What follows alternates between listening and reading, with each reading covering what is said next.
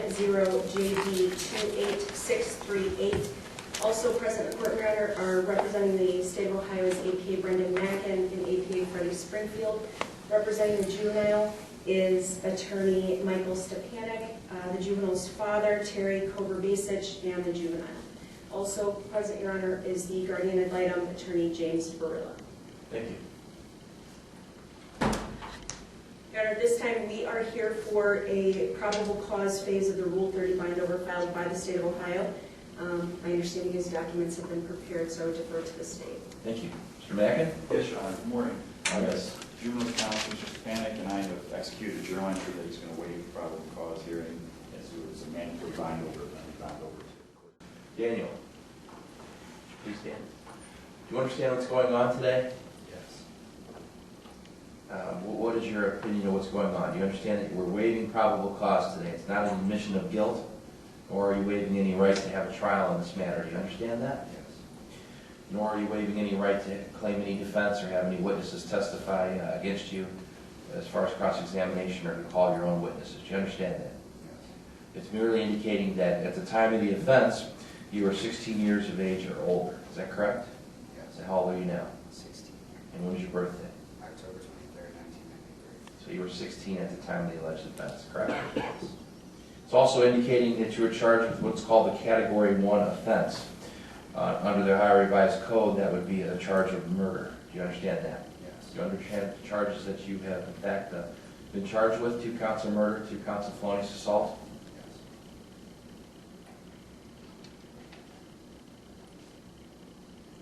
Furthermore, there's a stipulation that Lorraine County is the proper venue, and a stipulation that there is probable cause to bind us over. Do you understand that?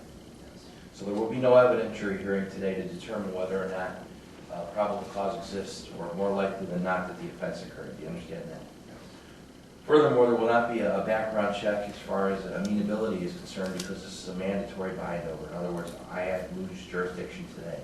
I have no choice in that. Do you understand that? Yes. Which means this would be bound over to Lorraine County General Division, the adult court. Do you understand that? Yes. But needless to say that we are looking forward to defending against these charges. Mr. Kovarbasich has no history of violent offenses. And the second purpose of bond is to make sure that he's going to appear at all future court proceedings. As we discussed a couple of weeks ago when we were here last time, despite the state's representation that Mr. Kovarbasich was unavailable, just because the state doesn't know where he's at doesn't mean he's unavailable. He was at his uncle's house in Avon Lake. Within an hour of being asked where he was at, I voluntarily turned him in to the North Ridgeville Police Department. Mr. Kovarbasich had no problem going. He understands that there's a process to this whole thing. This isn't going to be over anytime soon. But at 16 years old, charged with the murder, he said, I'm not going anywhere. Let's defend this thing.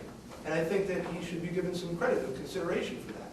You know, the majority of the people in the courtroom here, to my understanding, are people that are here in support of Mr. Kovarbasich. He's got a pretty decent network of family and friends that are willing to help him, assist him, make sure he's sticking around. I've had the opportunity to get a report from the detention home where he's been for the past couple of weeks. They said he's doing great. He's completing all of his homework, completing all of his assignments on time. He's been polite, cooperative. This kid isn't a problem kid. And I think that, keeping him in custody only is going to ensure that he doesn't get out. And if he doesn't get out, it means that schoolwork's interrupted. He's going to be unable to assist me in his own defense as well as I would like him to be able to. I don't think that there's a sufficient justification for an extremely high bond in this case. His family is of limited resources. I know the state is going to request a very high bond because that's what the state does. I don't know that they have any insight into Mr. Kovarbasich's personality that I myself don't have. And I think that I would ask for his release on a personal bond with his parents. Well, when the court looks at the situation of bond, I have to look at several factors, as both counsel know, one of which is the nature of the charge, and one of which is what's a high enough amount or low enough amount to guarantee that the defendant in this matter will, in fact, appear for court in his family background situation.